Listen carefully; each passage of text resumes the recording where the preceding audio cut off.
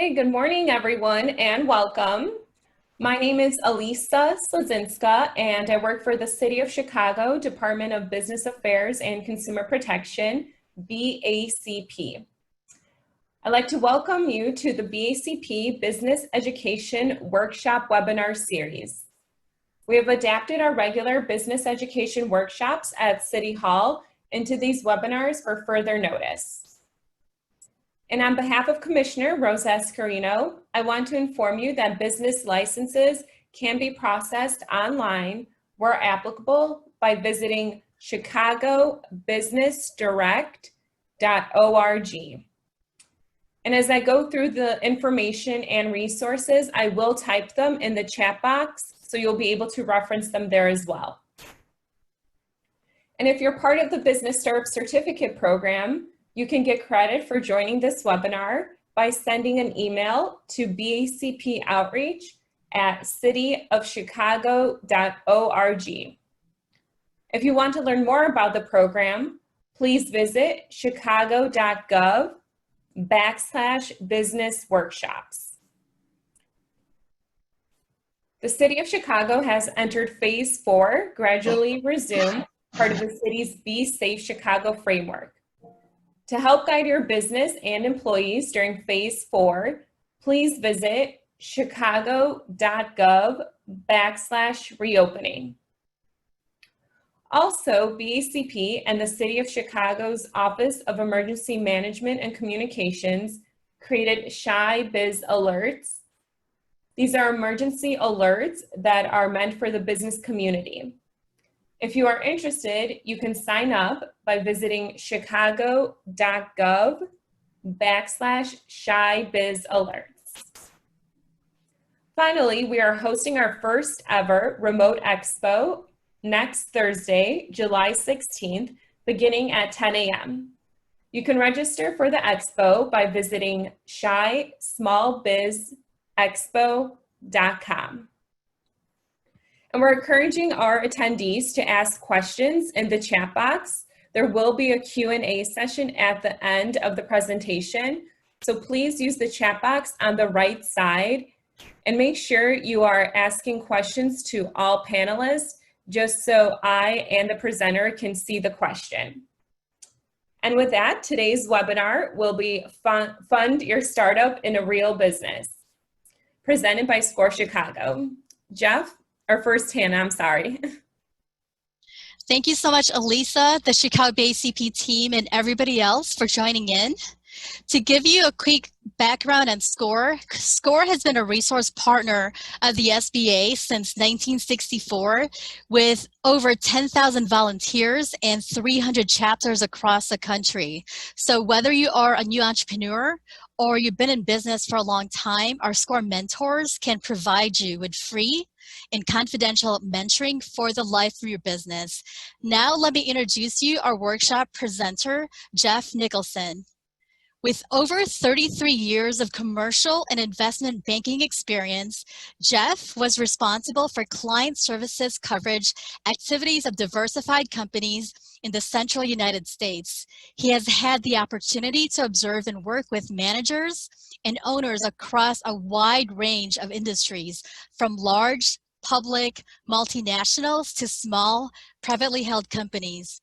During 17 of these years, he was also a successful adjunct instructor at both the undergraduate and graduate levels in both management and finance. Jeff, you're on. Thanks a lot. Thank you very much. Good morning, everyone. I will be your guide today on learning more about financing your startup. And I very much appreciate everyone who's listening in. When I was first asked to do this webinar after having been a banking executive, I always believed all you need to do is sketch out your great idea on a napkin and people will just throw money at you.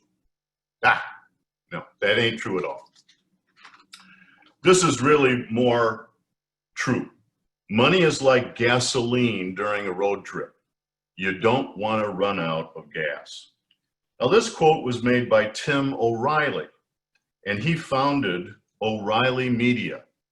And it was the it was the creator of the first internet web portal in 1993. So he knows a lot about this journey of funding a startup. Our goal today is to learn a lot more about funding startups. And to be honest, most people really don't know diddly about it. So we're going to cover a great deal of material, and we're going to go an inch deep and a mile wide. So fasten your seatbelts. There's a lot of ground to cover. Let's step back and think about the big picture. So look at these stages during the life cycle of a business. I kind of put together what I think are the 9 major stages in that life cycle process. Now, this workshop will only deal with the 5 highlighted stages with the red halo. Interestingly, though, most of the stuff you can read, most of the books you can buy, most of the things you can find on the internet, and the workshops that you can sign up to really talk about funding in those stages that are not highlighted here. And that's why we put this webinar in the program for the City of Chicago. I'd like to go back to a slide that I did in the first workshop about transforming your dream into a startup and review this information that came from Inc. magazine.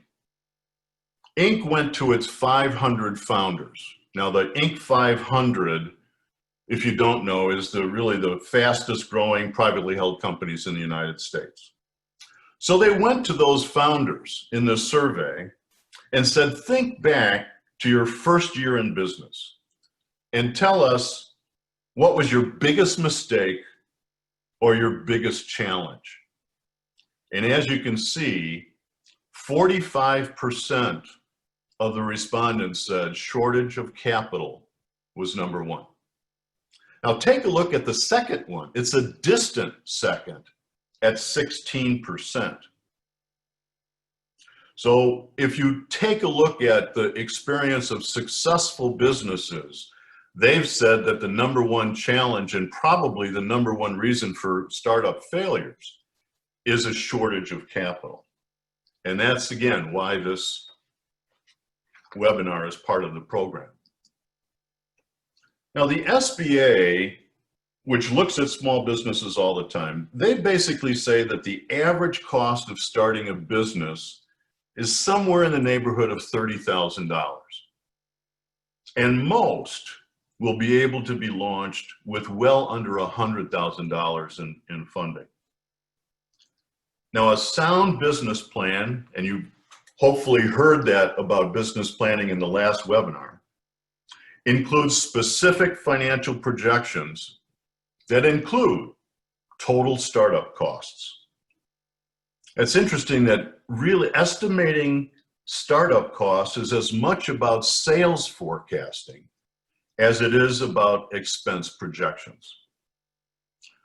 Investors and lenders will want to know specifically where their funds will be used in the business before they commit money. But as you think about this quest for funding, you really need to begin with yourself. No one else is going to invest in your business if you are not willing to invest in your business. And what we call that is bootstrapping. That's where you're using your own savings in order to get things started. But after that, you have to get out a pad of paper and begin to list the other sources that you might be able to tap. And our key objective here this morning is to help you formulate that list of possibilities. And that includes talking about what form the funding will take. Will it be donation-based? Will it use loans? Or will any of the funding come from sources that require an ownership stake in the business? And as you're pulling your thoughts together on these sources and other things, you also need to cultivate a funding strategy. And by strategy, I mean determining A, the mix of sources you plan to use, B, the specific milestones in your journey that determine how much and when the funding's needed, and C, how do you plan to approach each source? Because you need to approach them differently. Returning to that Inc. 500 survey, the other question they asked is, how much money did you use to start your business in that first year? And if you look at these answers, they really aren't very far off from what the SBA said. Only 18% replied $50,000 or more to get started. And well over half said less than 10,000. Well, if that's the kind of money that people need, where did they go to get it? Well, they asked about sources, and here's the result of that from the Inc. 500.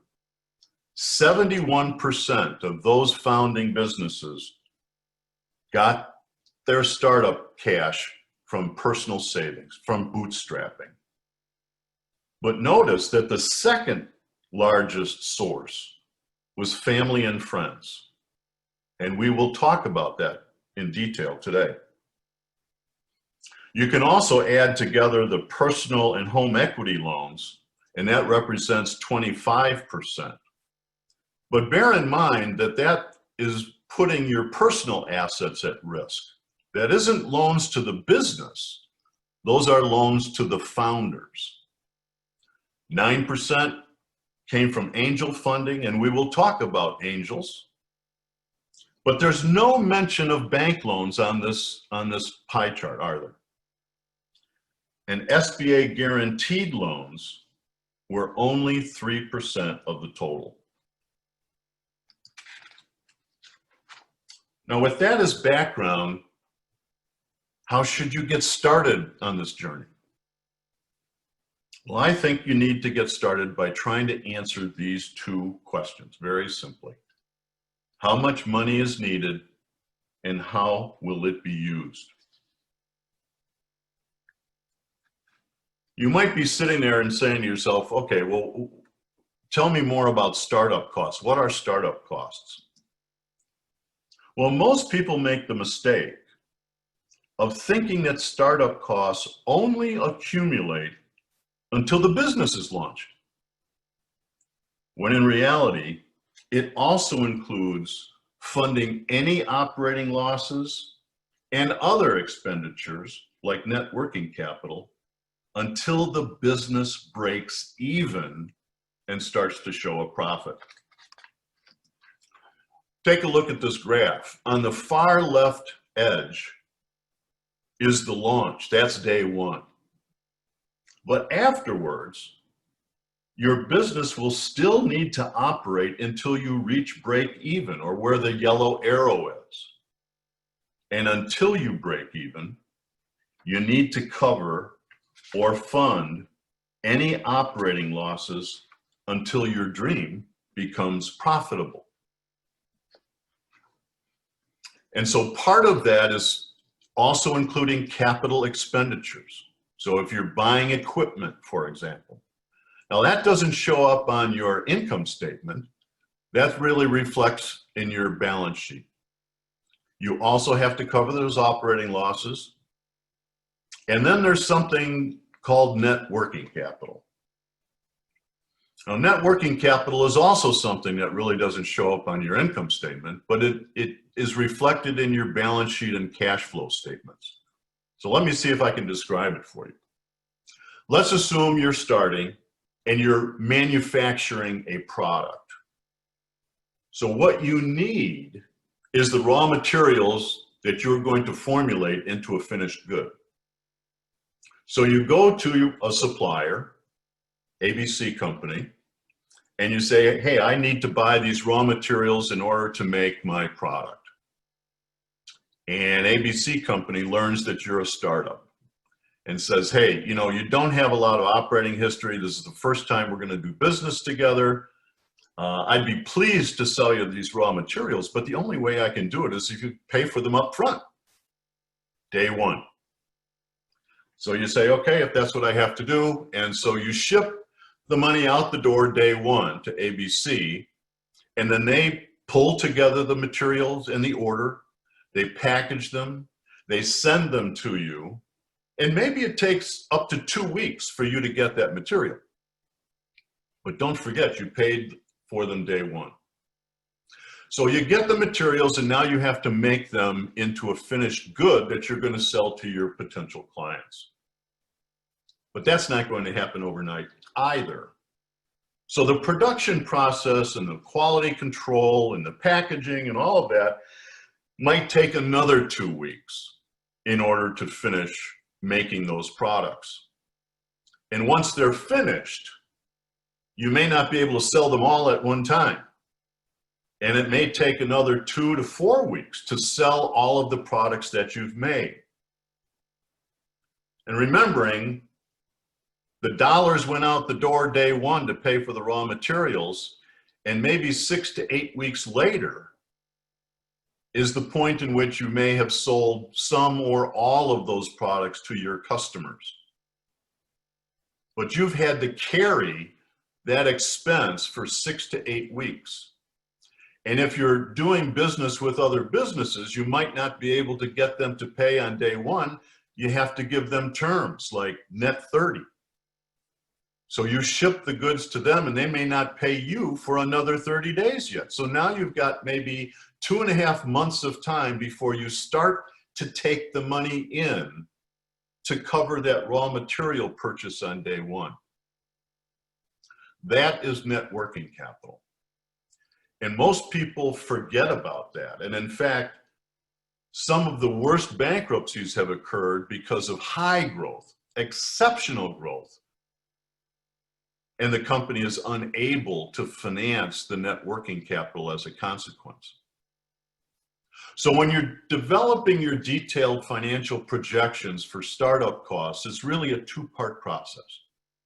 You've got those one-time startup costs like the legal expense to incorporate your business, to register it with the state and the county, maybe get your website going, get your business cards printed. All of those one-time startup costs are part of the picture.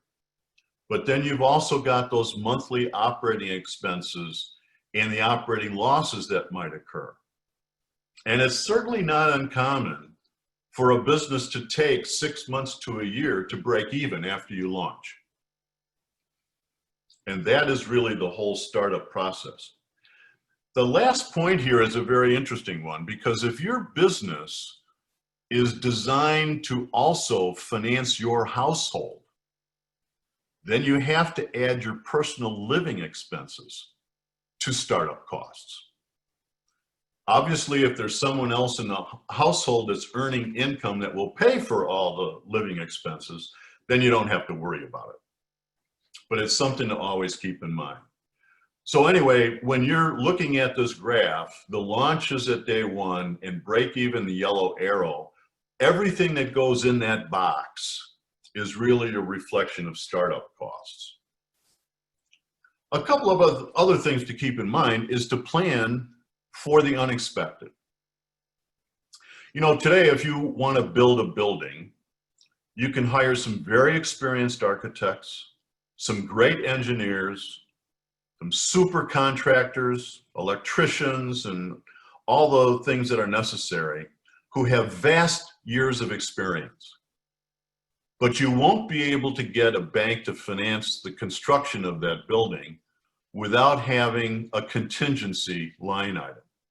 And that usually represents somewhere between 8 and 12% of the total cost of the budget. And that's because you never know what you're going to bump into, despite the fact that you have a great deal of experience building a building. The same thing is true for starting a business. You should plan for contingencies. There should be something in there that says, if I encounter something I didn't expect, I've still factored that in to my startup cost estimate. Make sure you don't skimp on necessities.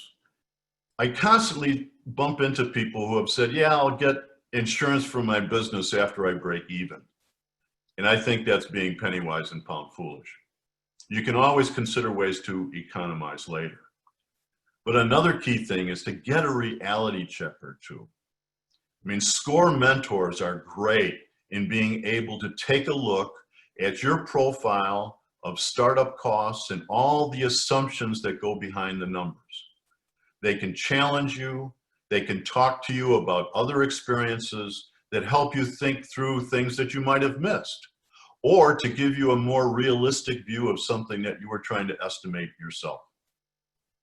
And it's not a bad idea to get several other individuals to take a look at your plan. You may have some friends that might invest in you later, and they would be great sources to share with you kind of the startup cost profile. And we'll talk about a little bit of that later. But the final charge to you is if you don't have enough cash to start your business right, wait until you do. Don't forget, 45% of the Inc. 500 said that shortage of capital was their biggest mistake or biggest challenge. And I believe it's one of the biggest reasons for startup failures. Now write this down. www.5minuteclasses, all one word, .com. Go to that website and look for a YouTube video, how to calculate startup costs. It's a great video.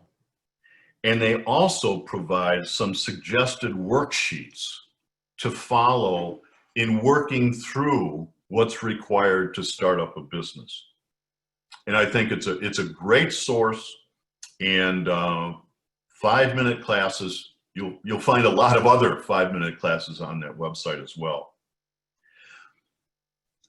As we're thinking about this net working capital thing, which is a very important part of business finance on an ongoing basis, you should also have a couple of other things on your radar. And as early on as possible, you should try to get customers to give you deposits or prepayments. And that's particularly true, or especially true, if you're doing business to business selling. They're used to doing that, so if they're going to buy 10 units from you, you could ask for a 25% deposit, as an example. That's not uncommon, but it helps you to finance that net working capital, because you're probably going to have to pay the supplier of your raw materials on day one. But you can always ask for terms from the supplier.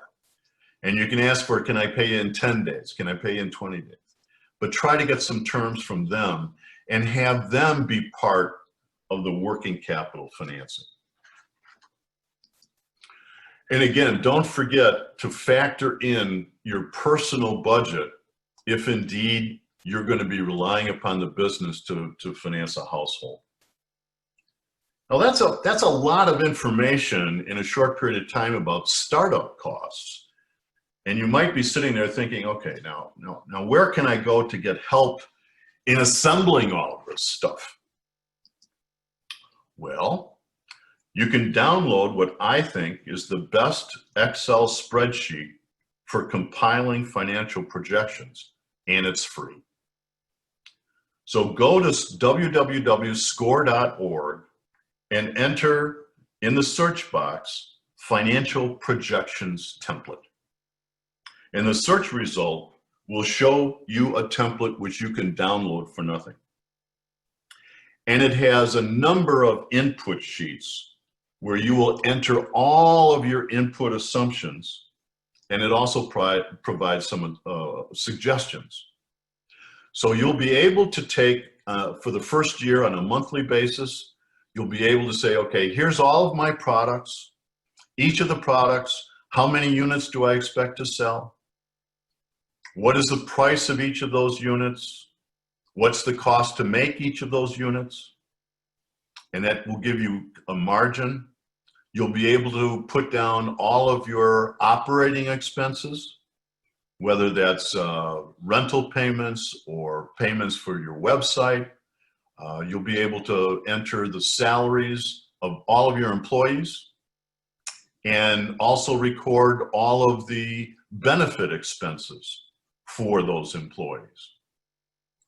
You'll be able to put down the asset values of any purchases that you've made, and it will calculate the depreciation of those items. So there's pages of things that you need to input in order to create at the end a set of financial statements that is automatically produced after you put in all your inputs. So you'll get an income statement for the first year that will be on a monthly basis. And after that, it will be on an annual basis. You'll get a monthly balance sheet that shows you, how much cash you have and how many receivables and payables and all of that. You'll be able to generate a cash flow statement, and it will also calculate your break-even sales level. And in addition to that, you'll be able to generate some financial ratios that will help you monitor the financial health of your business. And it will also help you in reaching out to potential lenders or investors what your business looks like, so that they will have something to examine in considering giving you some money. Now, you can also download on that same website on SCORE a 40-page user guide. And it's a very detailed user guide. It talks to you a lot about some of the Excel components in the workbook. And additionally, you'll be able to download a sample workbook for a business called Ann's Nursery. So if you really want to see what it looks like, potentially looks like, after you've added all of your inputs and put in all of your assumptions, you can print off Ann's Nursery or look at it on your screen and see what the financial statements look like, the sorts of things that you will be able to generate. I honestly don't believe that there's a better Excel workbook in the internet right now, and it's free from SCORE. Now, we'll not go through the workbook in this workshop. We could spend at least a whole afternoon on it. But you really need to go there and start looking at it so that you can learn what's really necessary to pull together financial statements for your business plan. Now let's just switch gears for a minute. The likelihood that your startup will get financed by a bank is slim to none. Now that may surprise you, but it's true. In over 30 years of banking, I only financed one startup. And it was a business that was in the healthcare sector, imaging equipment, and they were providing leases to place imaging equipment in hospitals, and they needed $1 million to start. And the only reason I gave them the $1 million loan was because one of the founders had a father who had a stock portfolio that was roughly valued at $1.5 million. And I convinced them to give me all the stocks, or put them in my vault, and also issue me stock powers on each stock certificate, so that at a moment's notice, if I didn't like what was going on, I could sell the stock and pay myself off at any time. So it was a golden loan, but it was the only startup loan I ever granted. As you think through your business on a financing basis, I want to give you a sense of how a bank really thinks, because it will be helpful to you. First, start by putting on your investor hat. Think about being an investor or you're going to buy stock in a public company. So you're looking up different companies, you're looking at their historical statements, you're looking at their stories, looking at their products on the internet. You're doing all those things in order to find a stock that you want to purchase. Now you know that you could buy the stock and the company could go belly up and bankrupt and you lose everything. But it's been in business for a while. They've got a stock value. There's some analysts tracking them. And the reason that you buy it is that you hope that you can participate in the company's upside going forward. You hope that you are buying the next Amazon or the next Google. Now take your investor hat off and now put your banker's hat on. Now when a bank loans money to a company, it could also lose everything. The company could go bankrupt and the bank doesn't get any of their money back. But unlike the purchase of a stock, the bank does not have an opportunity to participate in the upside of the company's future. The bank's upside is effectively limited or capped by the interest rate they're charging on the loan. And because it can't participate in the upside, banks want to be assured that they can be repaid in two ways.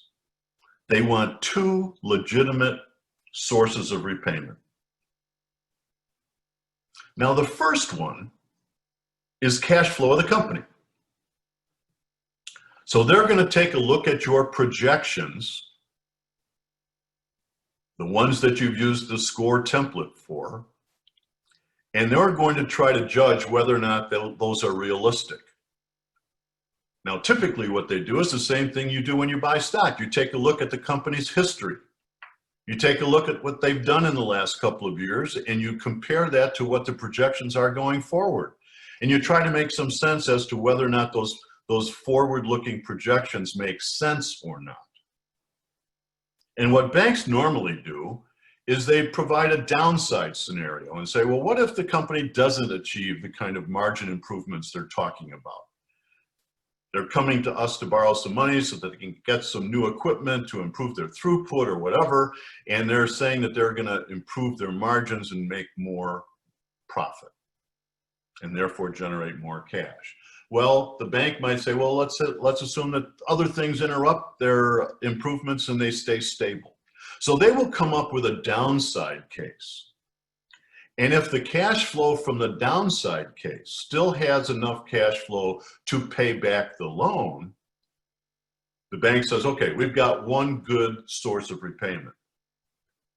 If the downside case doesn't look that good, then they don't even go to the second potential source.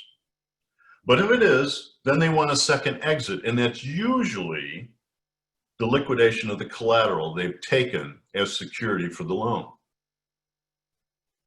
And if you think back to our net working capital example earlier, the bank will take a look at the raw materials, and they'll say, okay, if the company goes bankrupt, we'll own the raw materials. We can try to sell them back to the supplier, or we could sell them to a competitor of the supplier. But when they do that, that buyer will know that the company that they've sold to is bankrupt. So they're not going to pay full price to take back the raw materials.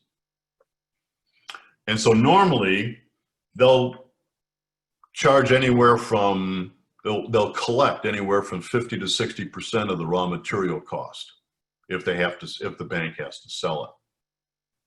Now they've got some finished goods that are sitting on the shelf here that haven't been shipped yet, and the bank owns them, so they can go ahead and try to sell those to the existing customers or ship them to those that have put orders, and then they have to collect the receivables. So the finished goods maybe aren't covered by orders yet. So they're going to have to go out in the marketplace and try to sell those finished goods to somebody. There again, somebody's going to know the company's no longer around because the bank is selling, and they're not going to pay full price either. So sometimes for finished goods, you might get, 50, 40% of what the actual sale price is. And then you've got some debts from the customers, those accounts receivable. They've gotten their product or it's been shipped to them, but they haven't paid yet. Now you've got to go to those companies and say, okay, we're the bank, we want you to pay. And there again, those potential customers could say, well, maybe I don't need these products, I can return them. And so they're going to negotiate the price down, and usually you'll get anywhere from 70 to 80 cents on the dollar for those receivables. And the same thing is true of the equipment. You're going to have an auction to sell equipment. You're going to have an auction probably to sell the real estate. And under those circumstances, you're never going to get the full value. It's going to be haircut. So as a bank looks at all the assets, they try to determine in those liquidation scenarios, will we get enough money at the end of the day to pay back the loan? And so if the downside case looks like cash flow is acceptable enough, and if there's enough liquidation value in the collateral they're going to take, then they have a second repayment source. They're comfortable enough, they're likely to make the loan. But you see, a startup doesn't have a history, does it? You can't take a look at forward-looking projections and then examine the history and say, do those projections have a firm foundation? Because the history isn't there. And startups also haven't accumulated a lot of assets yet. You actually want money to acquire those assets. So if you don't have any history and you don't have much collateral, that's why banks don't lend to startups. Now I know you're asking, well, then where can I go? Well, this is a beginning list. These are places where you can go to get money. Now, there's two columns here. One is debt, which is loans that you have to pay back.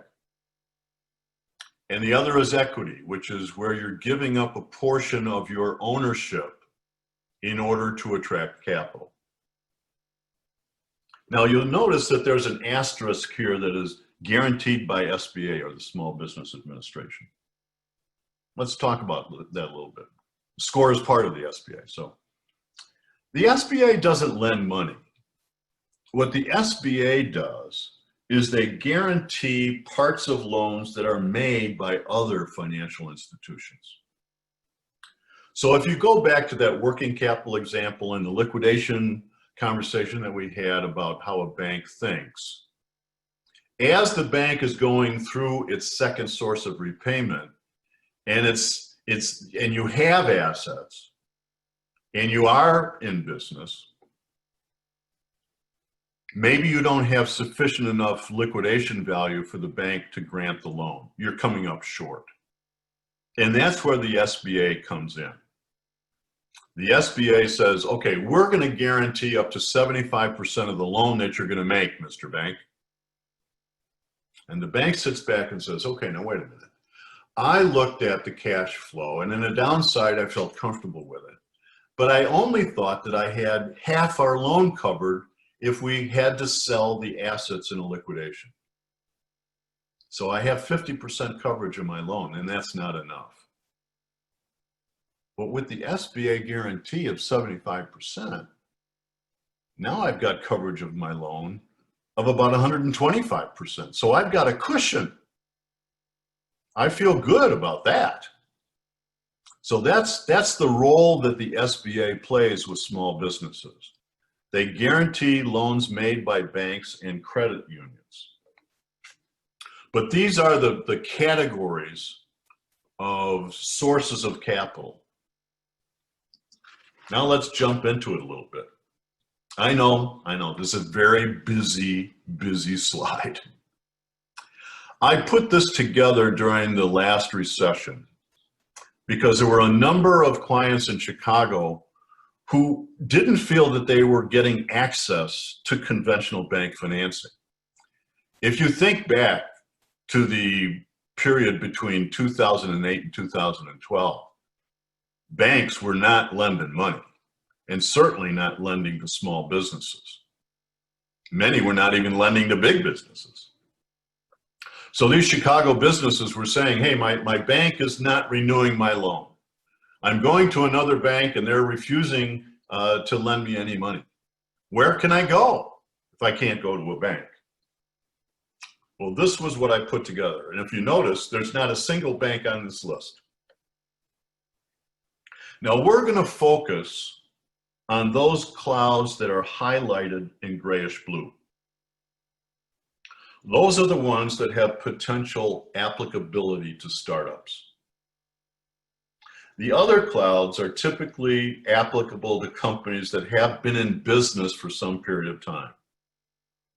And in general, you got to be in business 1 to 2 years in order to access some of these other sources.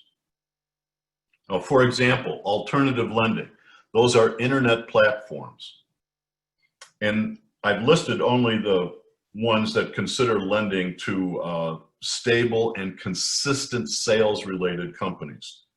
And they're looking for stable revenue each month for about 4 to 6 months minimum. Now, in order to get monthly sales stable and predictable, it may take you 1 or 2 years to get that. So alternative lending sources are not typically applicable to startups. So let's start at the top. Micro lenders. They're real. And they are primary intermediaries between sources of funds directed towards disadvantaged cities and areas and the needs in those areas. And that's why they're virtually all not-for-profit lenders, and they operate on a very local scale. Now, the Community Reinvestment Act, or CRA, requires banks to lend to disadvantaged areas.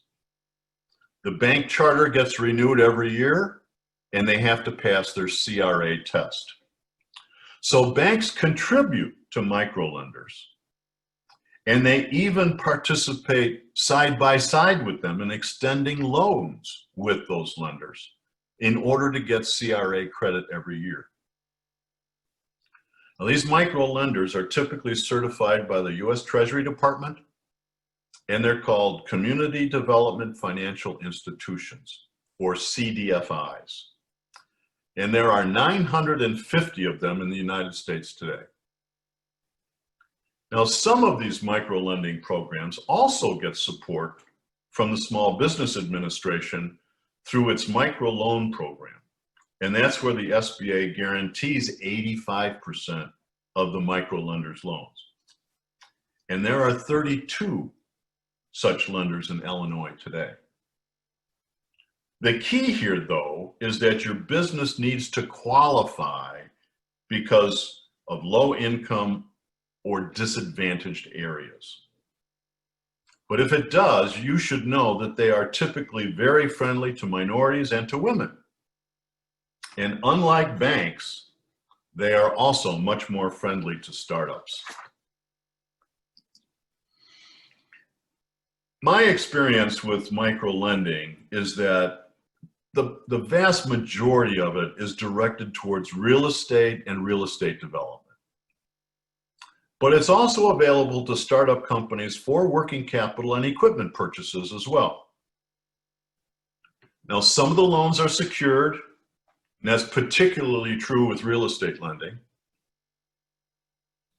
Sometimes co-signers are required. But in many cases, the loans are unsecured. Remember, these are not-for-profit institutions.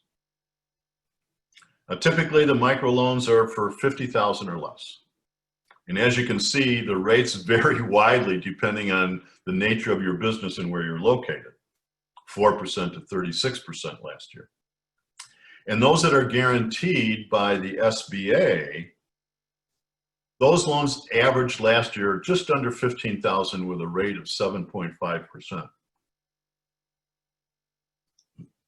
The names I put on that slide were Axion, Chicago Neighborhood Initiatives Microfinance Group, and CFA USA. I think those are probably the three biggest players in Chicago.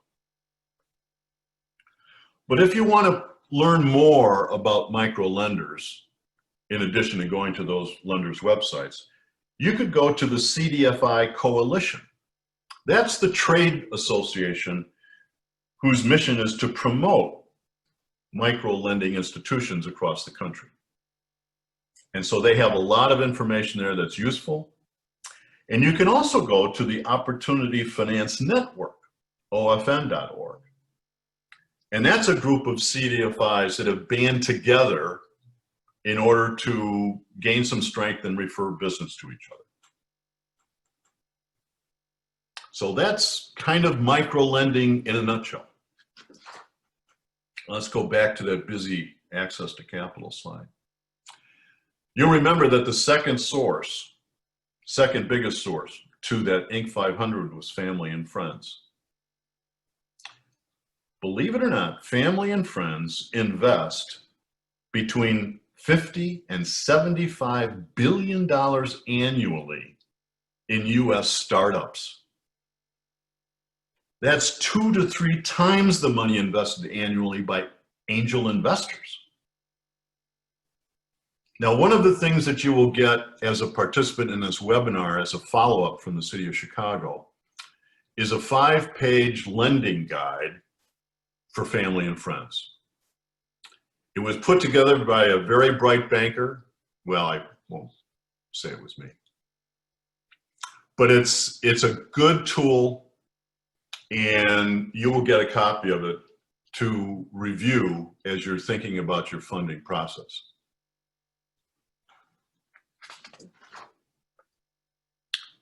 The trickiest part of family and friends financing is that you really don't want to lose money that family and friends have invested in you, right? So you're walking this emotional tightrope by mixing business and family and friendships. And of course, everybody here, well, you shouldn't do business with family and friends. Well, you should. But you have to target very carefully. You should only be approaching people who can afford to lose the money. I think this is the most heavily weighted criteria. You want to approach people that are sophisticated from a business standpoint and are well connected. Because if they contribute to your business, they are going to be very helpful in giving you advice, being a sounding board as well, but they will ultimately benefit your company in the long run. Better yet, aim at individuals who have experience in running their own business. That's almost perfect. Now, as a frame of reference on dollar amount, if you're a pension fund manager or an institutional investor managing other people's money, you typically have this benchmark that says you're only going to invest no more than 5% of the total value of a portfolio in risky assets. 5% or less. And so you should apply that same key to family and friends. You should only ask them to share a small portion of their net worth. So if Uncle Fred, who's known you for a long time, has tangible net worth of $100,000, then you shouldn't be asking for any more than $5,000 from Uncle Fred, because that's really all that he can afford to lose. Avoid taking what I call dumb money. You really want your seed investors working for you after they've contributed to your business and maybe help make the next round of potential funding possible. Don't press for money from someone who's uncertain, because they're going to be the first to complain when things get rocky. You want to avoid potential drama and stress. You're going to have enough of that without those people in your back pocket. But once you have a target, I think the first thing you need to do is to build a relationship first. And by that I mean, go to them with your business plan and ask them for their reaction to what you're trying to launch. Don't ask for any money. Just kind of go through the plan. Give them your concept, your idea. Talk about the validation of your business concept and the likelihood that there's a real market out there for your product or service. Share with them your financial projections. Talk to Uncle Fred about the assumptions behind them and get his reaction. Get his input.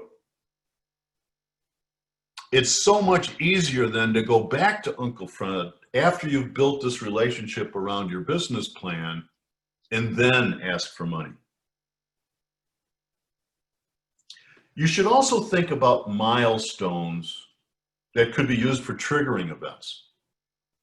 This allows for a series of smaller funding requests and continued communication during the process. So instead of asking Uncle Fred for $5,000 up front, maybe you only need $1,000 until you reach the next milestone. And then you can go back to Uncle Fred after you've reached that milestone successfully and then ask for some more.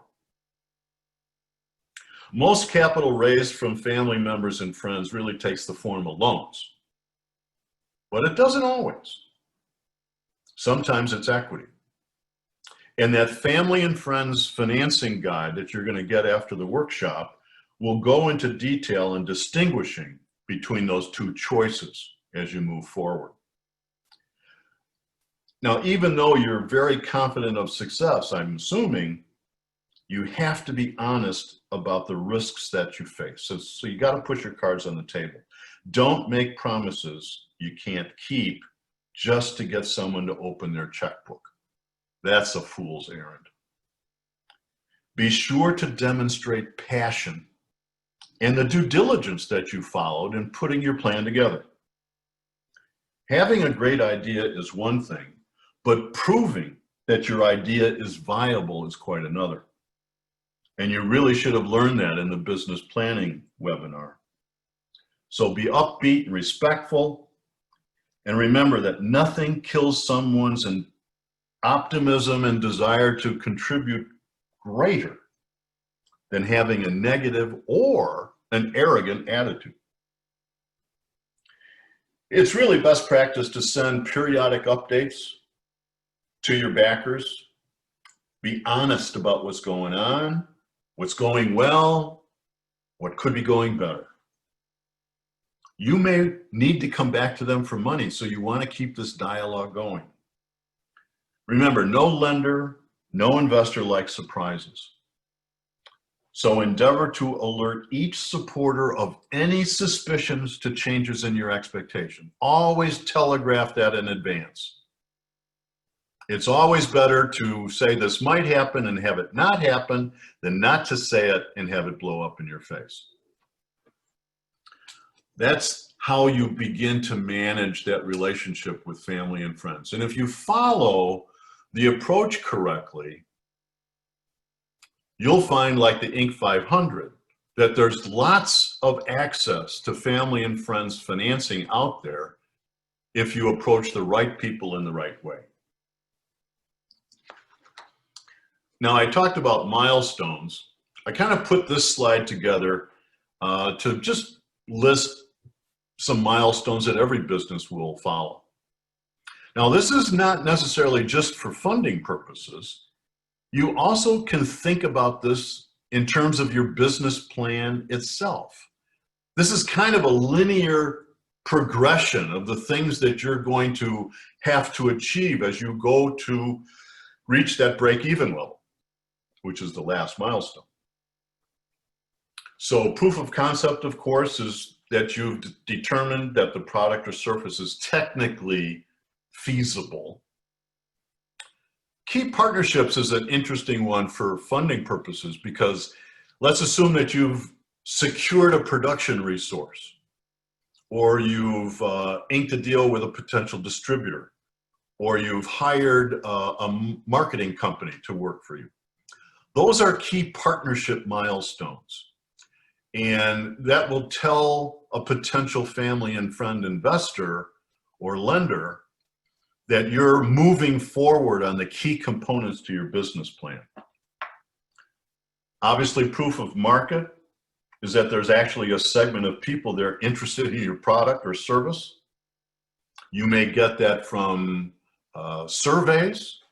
You could get that from a focus group result, but that's where you can go to your family and friends associate and say, here's some proof of market experience that will be helpful for you to understand. Prototype is another key one. The minimum viable product of the MVP is really a low-cost, saleable version of the product that you're going to make, but it really has only the basic features and functionality. And it's often called an alpha product. But it's tangible. You can touch it, you can open it up, you can look at it. It's great for marketing, it's great for your business, and it's also great for investors or lenders because you can gauge their reaction to what you're producing.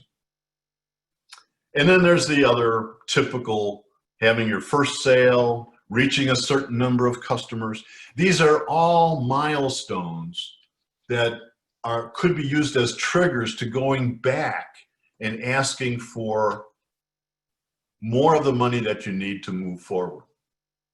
And sometimes doing it a little bit at a time is better than doing it all at one time.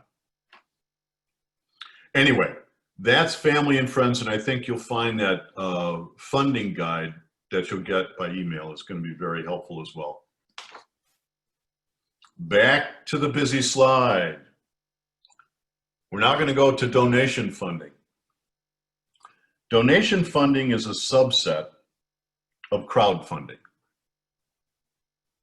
And what is crowdfunding? It's raising money through the collective efforts of individuals and institutions that are coordinated through an internet platform. And obviously, those are the biggest players today on that slide. But any money raised through donation funding doesn't have to be paid back. It's a gift. Donation funding has helped launch 1 million businesses since it began.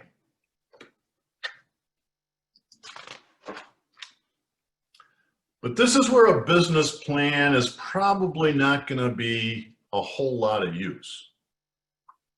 These platforms attract donors that are interested in projects. They're interested in causes. They're interested in events. So you really have to change your thought process to align with the platform populations. You have to have a story that connects. Let me give you a great example of a SCORE client here in Chicago. A woman wanted to start a transportation business aimed at working couples. Both couples had to be working, and they had to have children of school age. And what the transportation business was going to do, she was going to pick up the children every day from home, take them to school, and bring them back. So the parents who were working wouldn't have to worry about all those transportation issues. Obviously, if there was buses, that was a competition, but a lot of parents were more comfortable with the driving in the car than being on the bus with a lot of other kids. So she put her business plan together, and she came to SCORE because she had a problem. And the problem was when she went to get car insurance, most of the carriers lumped her into the limousine category. And as a startup limousine company, given their experience, most of them were requiring a $10,000 upfront payment, which she didn't have. Now, her story was really targeted. And she went out and said, I am trying to help working couples get transportation to and from school for their children. And the big bad insurance company is saying that I've got to have a $10,000 upfront payment. I don't have the money, but these kids need to get to school and the parents need to focus on their earning jobs. Please help. And she got the money. But she was focusing on two things, and we all have this in our fabric. Number one, most of us think that insurance is a necessary evil, right? You've heard that saying. And many, if not most of us, have had some problem with an insurance company. The rates were too high, they finagled on their claim adjustments. So we've all had these bad experiences. So her approach, the story that connected, is that it's the big bad insurance company and we need your help. And that really galvanized a lot of people. So you have to have a story that connects. And each platform has a unique approach. But most of them, remember, you're not having to pay the money back. So what does the donor get? Just a good feeling? Sometimes. But most of these platforms advocate some form of reward for the donors. It could be simple as you can pre-order the product that's going to be made or the service that's going to be provided. It could be a discount that you could get if you make an order on the first run. You might get a t-shirt with the company logo on it as recognition, or be published on the website as a donor on a list of donors. Those are all potential rewards. Some companies will even provide a service for free that has nothing to do with the campaign. But there's typically some kind of a reward that goes with the campaign. And so what you need to do is evaluate the platform's assistance that they provide for the campaign to gauge which campaign or which platform is best for you. You should also sit back and say, wait a minute, this shouldn't be viewed as a one-time event. You should treat givers and donors as stakeholders that you might ask for money again in the future. Going back to the donor population can be very successful. The platforms provide you with the donor lists and the dollars that are given. They also give you vehicles to be able to gather contact information of the donors. Some provide abilities to give updates to the donors on a regular basis, and even to take surveys of the donors after they've given you money. Peak Design is a company. It's a creative maker of outdoor gear. They've gone to the donor platforms 5 times. The 5th time, they raised $4.9 million.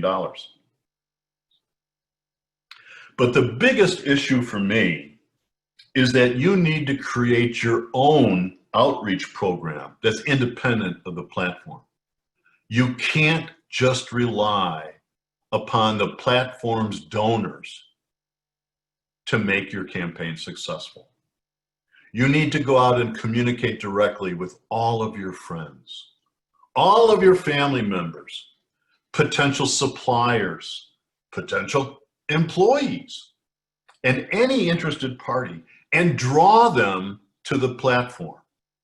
You have to tell them, hey, I'm going to be conducting this campaign. It's going to start August 1st. I want you to go to the website, take a look at my campaign, and see if you can join the group of people that is going to support launching this cause. And going out and doing your own outreach is a critical path to success in my judgment.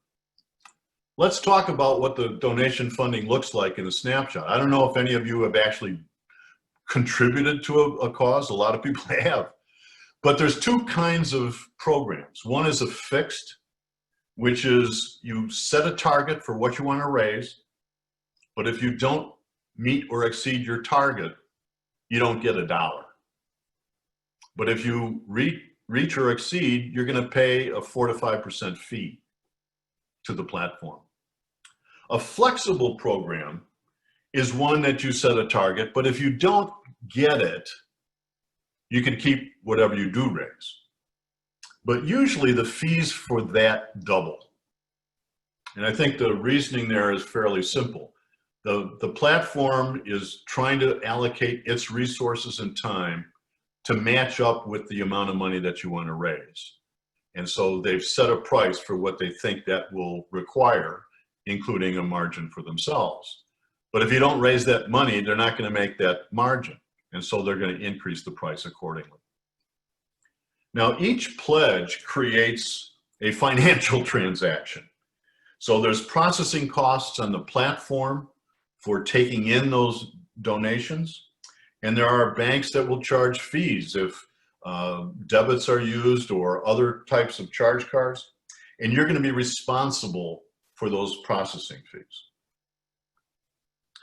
You know, it's really interesting that the all or nothing, the fixed campaigns, get fully funded at twice the rate of the flexible ones. And I think, I'm not sure why, but I think the reason is that you know it's all or nothing. So if you know you're going to be putting in a lot of time and effort, and there's the prospect that you're not going to get anything, you're going to go out and reach those people that you need to draw to the platform to make it work. If it's flexible, then you are a little more comfortable, a little more complacent perhaps. The fully funded success rate of crowdfunding is only 50%. But 75% of all kinds of campaigns exceed their goal. The average campaign raises between 25 and 30 grand. And the campaign lasts about 9 weeks. And the average pledge is under $100. Fully funded programs usually have about 300 backers. The average number of backers for that average 25 to 30,000 is about 47 people. The biggest raise ever was $20.3 million on Kickstarter in 2015. Pebble Technologies was promoting a new smartwatch. Their target, by the way, was only $500,000, and they raised over $20 million. 2 years later, the company was purchased by Fitbit. The other thing to notice is that campaigns with videos, they earn 100% more than campaigns without. So that's a bit of a snapshot about the donation funding world. Now let's jump to angels and angel groups. And for those of you that don't know what an angel is, well, it's usually a wealthy and successful business person who's interested in investing their own money in startups and early stage businesses. Sometimes they work alone, and sometimes they are part of a group. The best way to think about an angel, and I'm sure everyone has seen Shark Tank, that's an example of a bunch of angels, individual angels. Now this slide shows the top 6 angel groups in Chicago. Now there is a difference between individual angels and angel groups. Angel groups are much more formal, and they often anticipate their investments are going to be part of the next unicorn or a big initial public offering. They see their seed capital as the first of 4 funding stages in a rapidly growing business. Angels are typically much more interested in ownership than in debt. And if debt is provided, it's normally convertible into equity at some future date. But they're not interested in running your day-to-day business. They want you to do that. So they're routinely satisfied with taking only a minority ownership position. And the vast majority provide advisory and mentoring support, either as a group. They can outsource people in your industry through their group, and that's always a good mentoring opportunity. But 1 out of 3, certainly 1 out of 3 groups, are interested in taking a board position to participate and watch key decisions made. So if you don't have a board, you'd have to have one to do business with an angel group, more than likely. Now, angels have a shorter time horizon than other potential investors. They're in that 2 to 5 year time frame. And they want either a full or partial exit in that time frame to recoup their investment in the return. The average individual angel invests about $40,000, so keep that in mind. And just as often displayed during Shark Tank, the valuation of the business is going to be critical to the success of your funding. And we could spend an entire workshop, we could probably spend 2 workshops on valuation.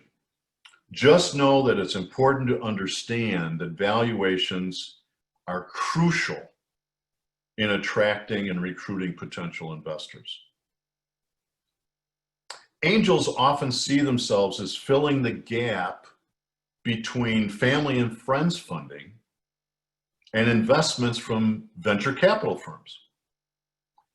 In fact, I've found that more and more angel groups are looking for evidence that an entrepreneur has raised money from family and friends before they even consider the investment. I mean, their position is obvious, and that is, if family and friends who know you best aren't willing to contribute to you, why should we, who don't even know you?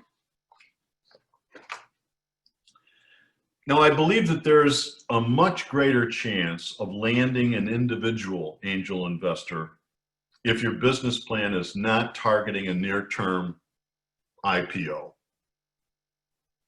So if you're looking for patient investment capital to support your startup, if you're looking for mentoring support, and that your time horizon is 7 to 10 years, angel investors are a much better match. But if you have an ambitious plan and you have an aggressive business outlook, then this is the list of things that need to be in place in order to attract the attention and the capital from an angel group. Your product or service is already developed, or it's at least right on the edge of completion. You've got to be that far along. They love it when you have existing customers, or if you have confirmed orders for what you're planning to produce. As I said before, that you've already invested your own capital and have recruited family and friends, and that you can demonstrate with your financial projections and your business plan that the business can grow rapidly in the next 2 to 5 years. And that business plan has to be in top shape. It's not unusual for these angel groups to get 50 potential plans to invest in any month. So they're getting over 1 a day, sometimes 2 a day. And they're going to weed through them in order to find what they think are the best 5 or 6 to potentially invite in and have a conversation about. And so your business plan is the first chance to get their attention, and you're competing with maybe 50 other write-ups. So it really has to be in top shape to make it through that screening process. Now, it's definitely easier to find angel groups than it is angels. And in any of these situations, whether it's a group or an individual, it's best to get someone to introduce you to them. That's why it's important to network, network, network. I think LinkedIn is a great place if you're planning on raising money through angels to get on and to start looking for potential investors that you can get introductions to through other people that you know. The Angel Capital Association, or ACA, is the trade association representing angel investors. It's a great resource, a super website to go to. You'll find lots of studies. You'll see an accumulation of statistics and characteristics of angels investors and lots of white papers that you can read to get more acquainted with the environment. Angel Co. is also a great website to go to. You know, you'll find that you can recruit individuals from their website strictly for startups. You could even post to work for a startup company on this website. But if you go to this specific address, you'll find a long list of individual angel investors in North America that you can start to screen and look at. And finally, the Angel Investment Network is the largest crowdfunding platform in the angel world. They boast almost 250,000 investors across 80 countries. So going to Angel Investment Network and they also have lots of things to read on their website that might be of interest in getting more acquainted with the angel world. Now that's about it at this point. Let me just say that all these financing pieces may seem to be very confusing in trying to pull them all together. And I acknowledge that. But what you're going to get after this webinar is a picture of how startup funding works. It's not something that represents very well at all on PowerPoint, so I couldn't put it up. But you'll get it in the mail as a follow-up.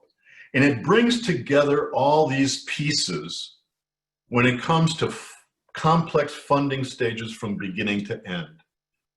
And you'll be able to see how family and friends investments change over the course of the life of the business, and then incorporate the angels and the venture capital numbers and all of that. You'll get to see how that all folds together.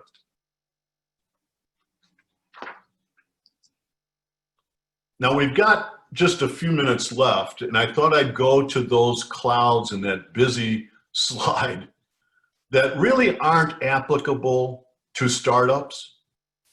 But once your business launches, these are sources of funding that will be made available to you. You know, we talked a little bit about the alternative lending.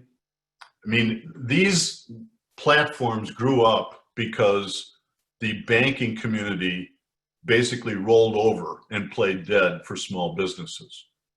So they allowed this gap to be filled. And what's really interesting, if you take a look at the situation, back then, small business loans were being approved at a below 20% rate, whereas these alternative investors were approving loans at over a 65% rate. If you got approval from a bank as a small business, it took at least 2 to 3 weeks to close and get your money. With alternative lending platforms, you get the money in 3 or 4 days. So these programs came up, these platforms came up, and On Deck, by the way, is a public company. It's big.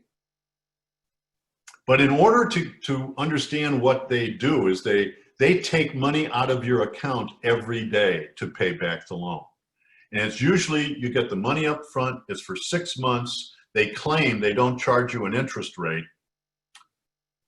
That's why they're looking for consistent sales, because they want to take money out of your account every day to pay themselves back. And if you calculate, as I did, what the imputed interest rate is of the loan, it's between 38 and 48% annually. That seems like mafia rates, doesn't it? But it's interesting that millennials are using alternative lending more than anybody else. The big mistake is if you're using a 6-month loan to buy inventory that's going to take you a year to work off. That's a mismatch. But a millennial will take a look and say, hey, I've got a chance to make a big order to a new customer, but I don't have enough working capital and enough cash to buy the inventory to fulfill the order. But I know that I can get it if I sign them up. And it'll take me a month to get the product made and shipped in the next month, so I'll be able to collect from the company in 2 months, and I'll be able to pay back the 6-month loan in it easily. And if you do the math, I might not get my 30% profit margin, but I'll get 15. And if I can get a 15% profit margin and add a new big customer to my business profile, that's a positive. I'm a baby boomer, and I couldn't imagine paying 38% imputed rate for any kind of loan. But the millennials look at it differently. Crowd lending is another platform, and this is more conventional lending, where you're going to get a term loan, for example, and pay it back over a 5-year period on a set schedule. And those interest rates are competitive with bank lending. But there again, you've got these funding platforms that I've listed that have all sorts of donors out there that are looking to deploy their capital in businesses that are looking for lending. And they want to know where you're going to spend the money. They want to know about your history. And so once you get to the 1 or 2 year time frame in your business after it's launched and you have some operating history, crowdfunding can be another resource. And there again, the approvals are quicker and the funding is much quicker. Equipment finance. If you're buying equipment, oftentimes the manufacturer can give you a lease, and that's very important because leasing is 100% financing. You don't have to put a down payment down usually. And so you start by looking at the manufacturer and see if they'll lease the equipment to you.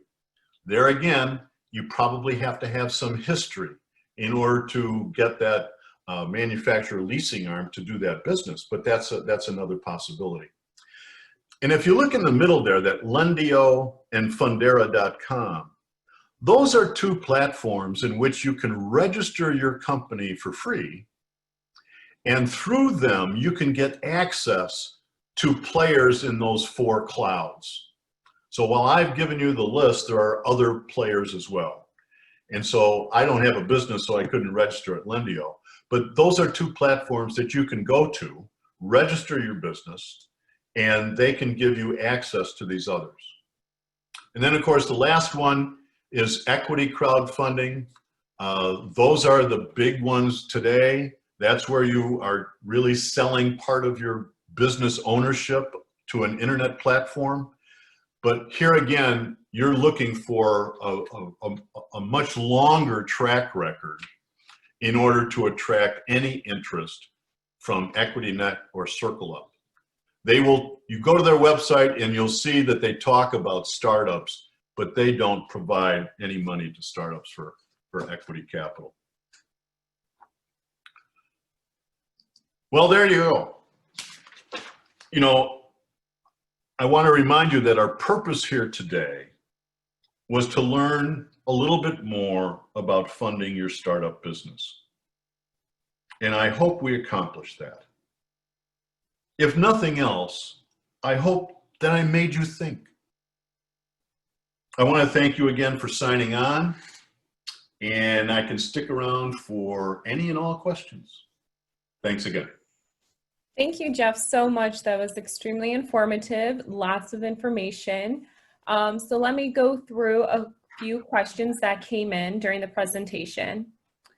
First question is, if I want a business loan for $3 million and need to come up with 20%, do I need 2 loans, one for the 20% and the original loan?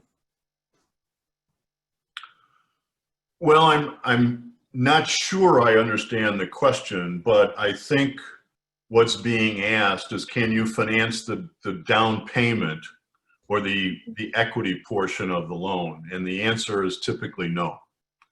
So I mean, if you want to borrow $3 million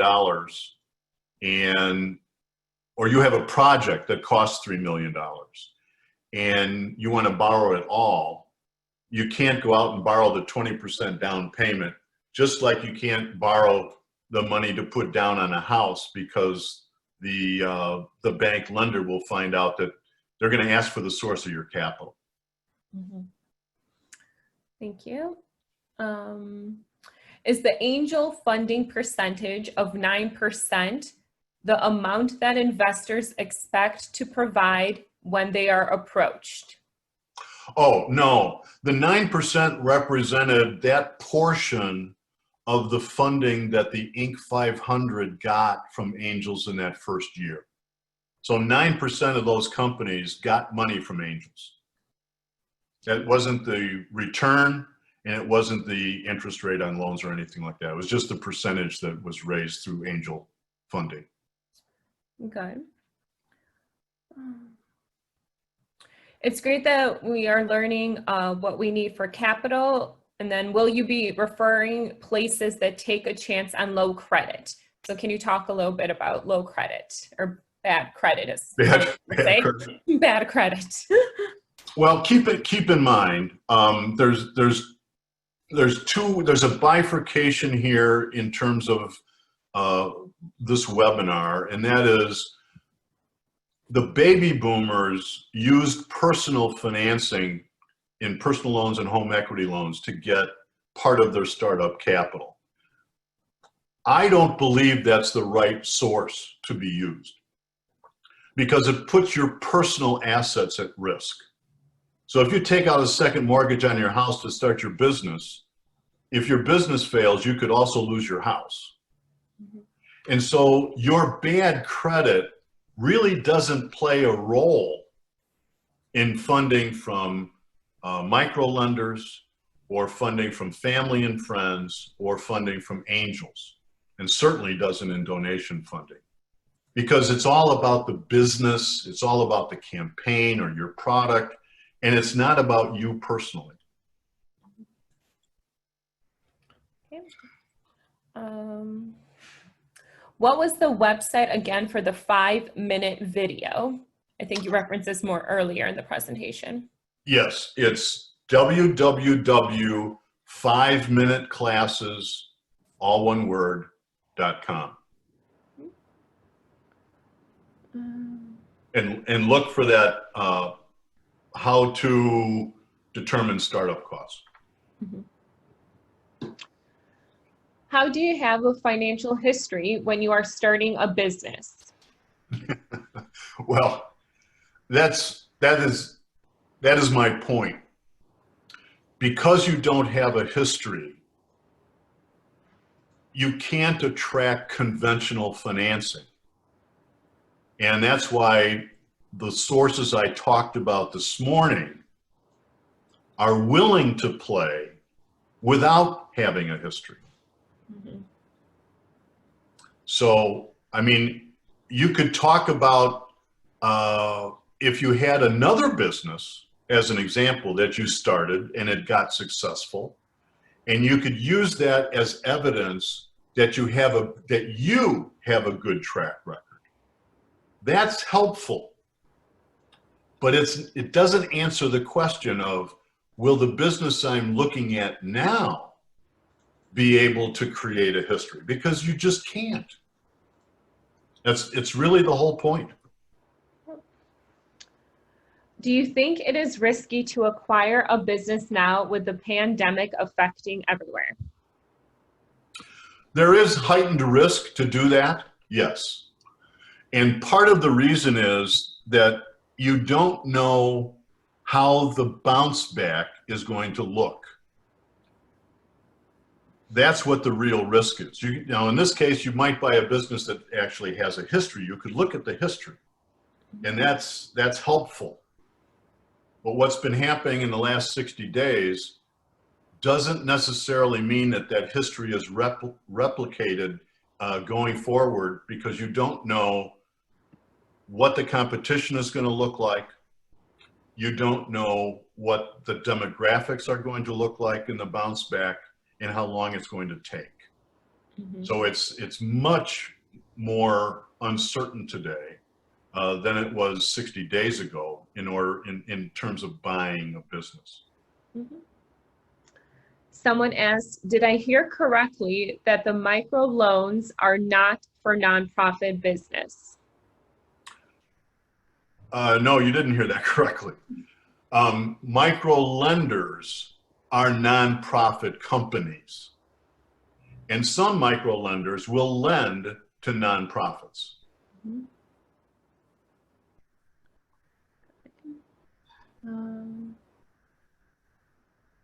Just really quickly, a couple people were asking about reaching out to SCORE. So SCORE does offer free and confidential mentoring sessions. The website is in the chat box. It is chicago.score.org. So please reach out to them for one-on-one mentoring.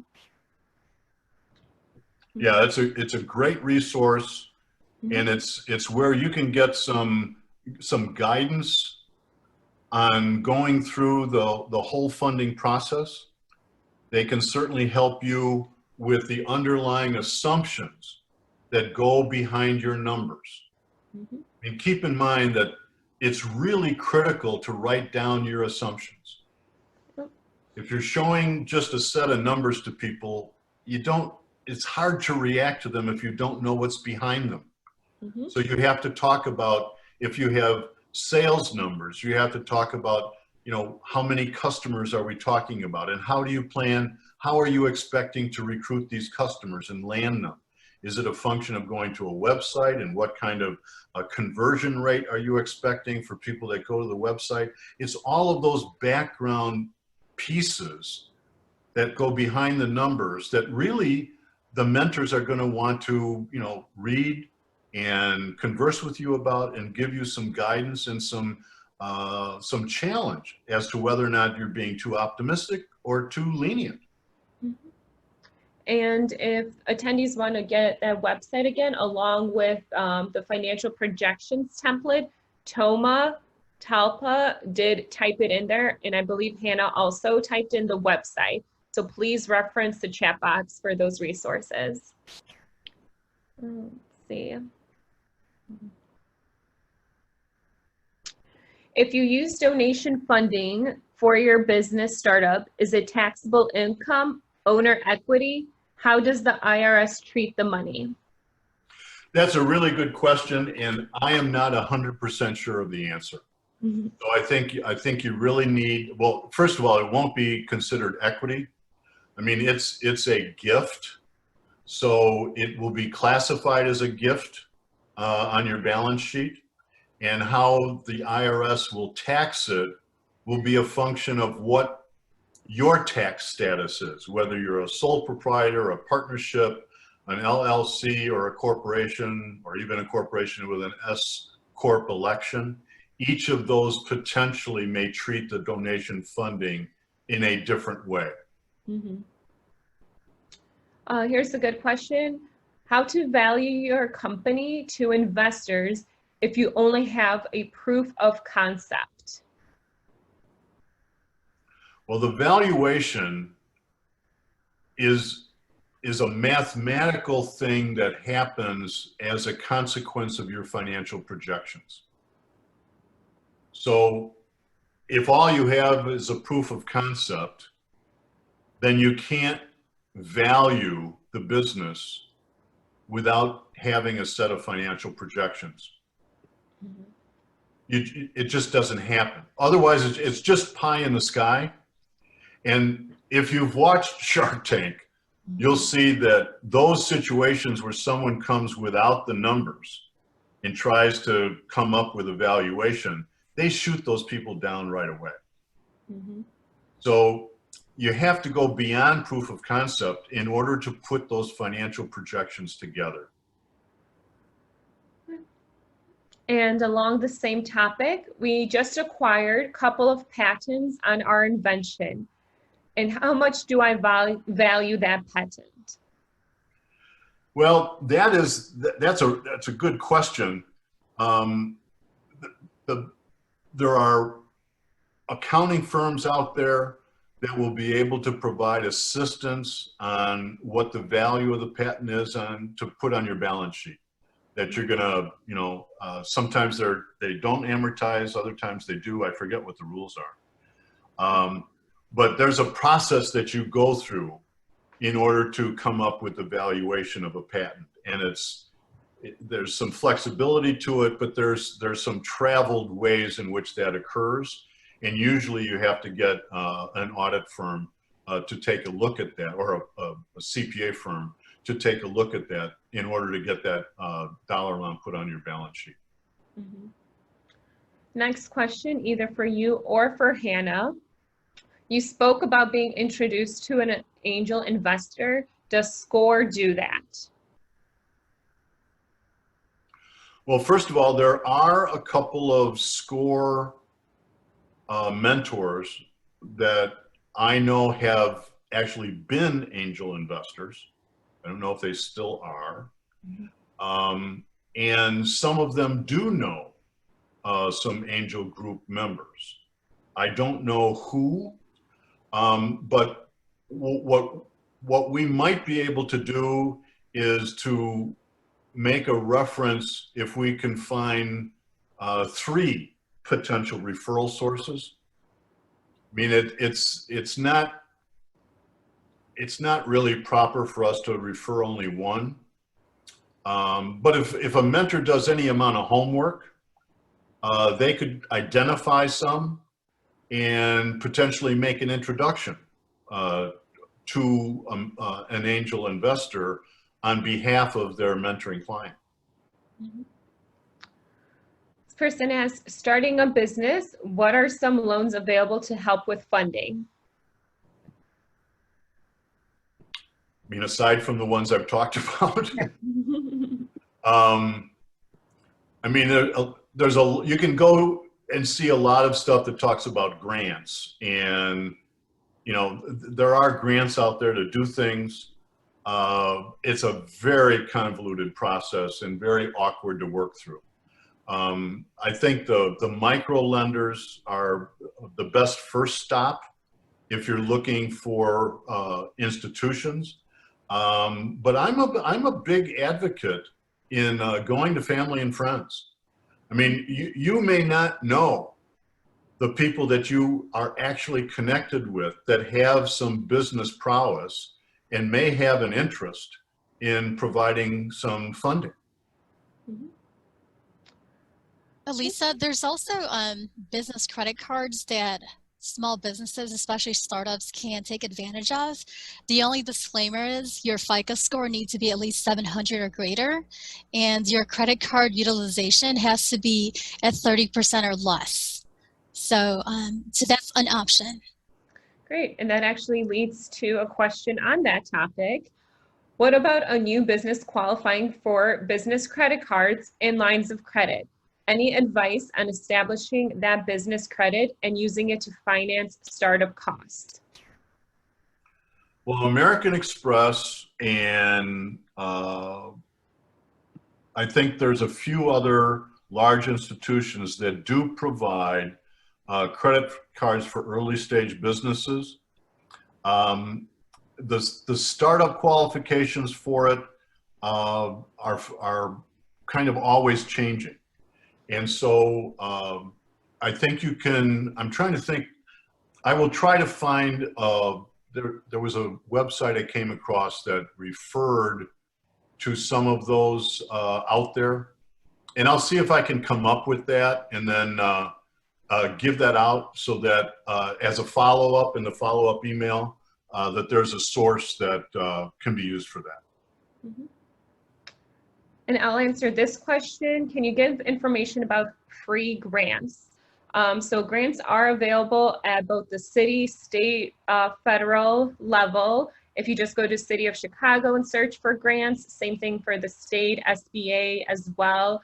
There are nonprofits that offer grants too.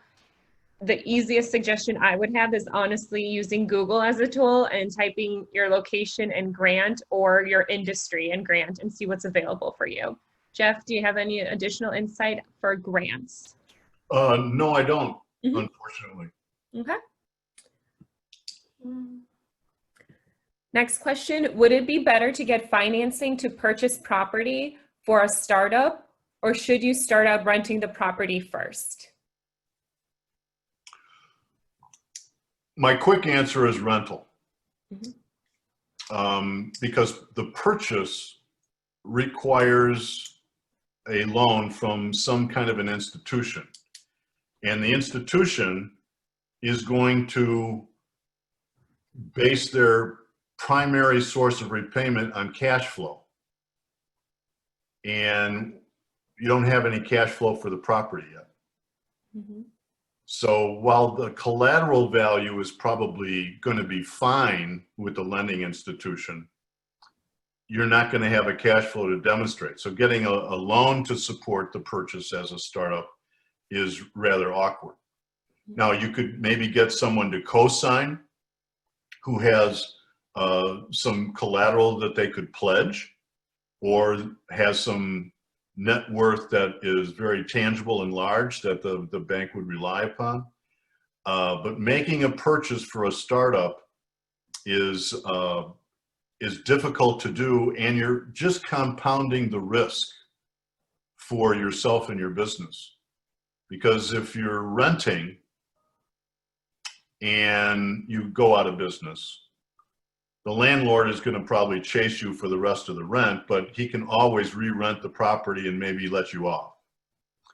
But if you buy the property and your business fails, you're still stuck with the property, and you're still stuck with the loan to the property. And you really don't want to run out of gas in that situation. And I do also want to mention, before you sign any lease, please come to BACP. We have zoning consultants to make sure that whatever business you are considering at a property is part of the zoning for that area. We've heard it many a times that someone signed a lease and turns out they can't have a daycare or a restaurant or a certain, liquor store, even more so. So please first check with the City of Chicago zoning before signing any leases. That's an excellent point. Mm-hmm. Let's see. This is industry specific. Any advice for restaurant startups or loan resources? Well, restaurants are really a very local thing. Mm-hmm. And that's where I think donation funding can be particularly useful, because you can reach out to the people in your jurisdiction and attract them to the donation campaign. You're in their neighborhood. You're providing an incremental service that might be desirable.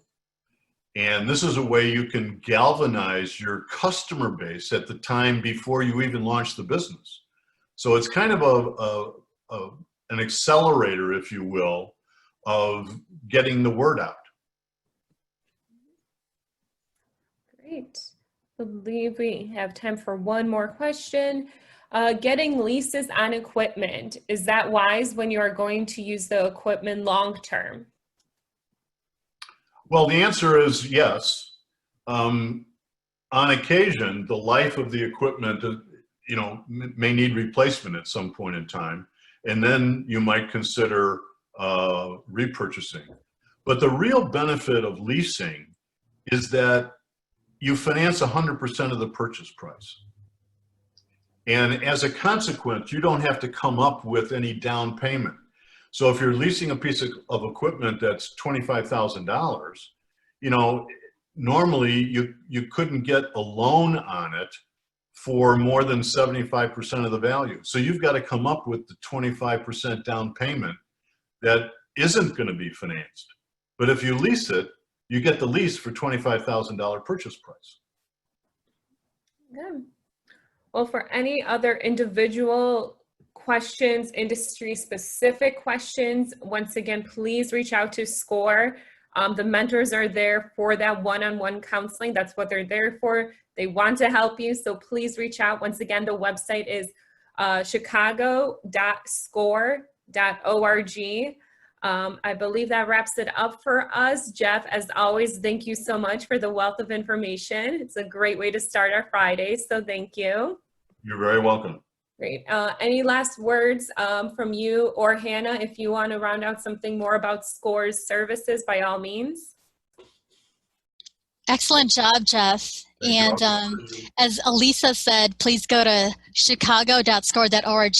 Not only can you get free and confidential business mentoring, but there's also other resources there. We've got live webinars and other recordings and blogs that could really help you start and grow your business. Thanks so much for joining in, everybody.